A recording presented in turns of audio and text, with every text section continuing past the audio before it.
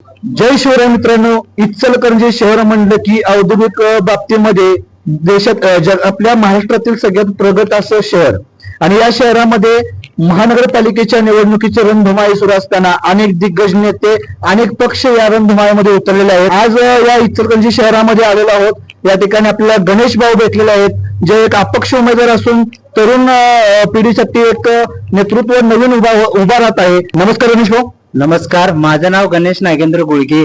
मी इचलकरंजी प्रभाग क्रमांक 15 मधून अपक्ष उमेदवार म्हणून मी उभा आहे. गणेश भाऊ, आपण अपक्ष उभा राहिलाय, तर अपक्ष उभा राहण्या पाठीमागचं कारण काय? मला सर्व लोकांनी मिळून ही उमेदवारी दिली आहे. आता लोकांनी तुम्हाला उमेदवारी दिलेली आहे, ठीक आहे, पण या लोकांच्यासाठी तुम्ही काय करणार आहात की लोकांची तुमच्याकडून काय अपेक्षा आहेत? लोकांची एकच अपेक्षा आहे, आपल्या प्रभागाचा विकास झाला पाहिजे. सर्वसामान्य घराण्यातलं मुलगा इलेक्शन लढवत आहे, यासाठी लोकांनी मला ते पाठिंबा दिलाय. तुम्ही सर्वसामान्यातला आहात, ठीक आहे, पण तुम्ही लोकांच्यासाठी काय कराल? नगरसेवक म्हणून तुम्हाला निवडून दिले.